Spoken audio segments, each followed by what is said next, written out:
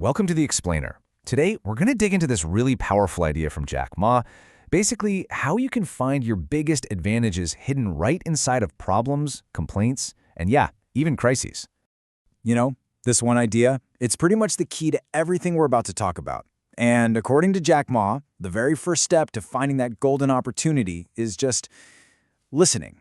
Listening really carefully to something that's all around us, every single day.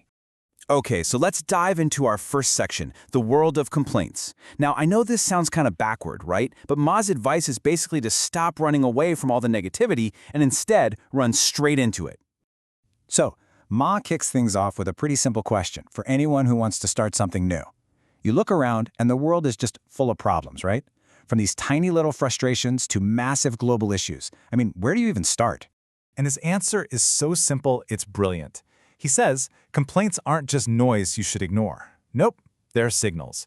Think of them like a big flashing arrow on a roadmap, pointing you exactly where people have needs that aren't being met. And wherever there's an unsolved problem, well, that's where business is just waiting to be born. All right, moving on to section two tech revolutions. See, Ma argues that to really spot these opportunities, you've got to understand the massive technological shift that we're all living through right now. So, think about it like this. The first big revolution, that was all about boosting human muscle. Using machines to make us physically stronger, more productive. But the one we're in right now, this whole age of data and AI, it's completely different. It's all about empowering the human mind. It's making us smarter, giving us more knowledge, and connecting us in ways we never thought possible. And this shift, man, it changes everything about who gets to win.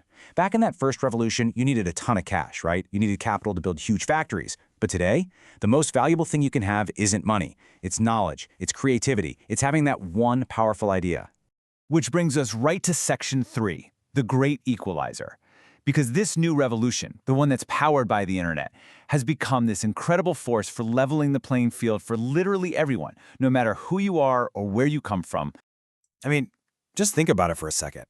The internet has made it possible for entrepreneurs to build these massive billion-dollar global businesses at a speed and scale that was, it was totally unimaginable just a generation ago. It's insane. Back in the day, if you wanted to start a business, you needed a boatload of cash. You needed it for inventory, a physical storefront, marketing, the whole shebang. But today, the barrier to get in the game is practically zero.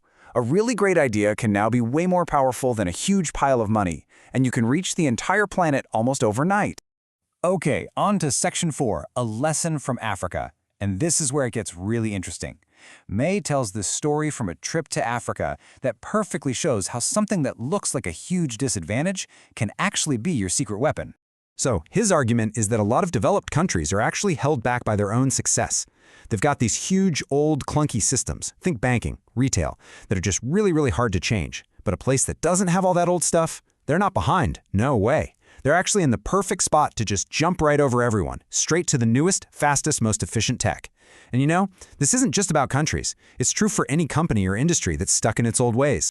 And just reframing it like this is so important. It means that the places with the biggest gaps, where you hear the loudest complaints about not having good banking, or shops, or delivery, those are actually the spots with the most potential for just explosive growth. All right, section 5, your opportunity. So the big question is, how do you actually use this mindset? Well, Maya breaks it down into 3 really simple steps. He really just boils it all down to this super simple, practical process. First, you listen. You don't talk. Then, you build a team of people who actually believe in what you're doing. And finally, your entire goal is just to go out and solve that original problem, that complaint, for the people who are experiencing it.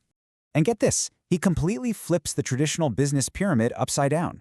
He says, number 1, customers. Number 2, your employees. And way down at number 3, shareholders. Why? Because if you take amazing care of your customers and your team, he says the money, the shareholder value, that just follows naturally. It's a result, not the goal. So that's the final challenge he leaves us with. The next time you hear someone complain, whether it's a friend, a customer, or heck, even yourself, don't just brush it off as noise or a problem. Lean in. Listen a little closer. Because you might just be hearing the very first whisper of your next huge opportunity.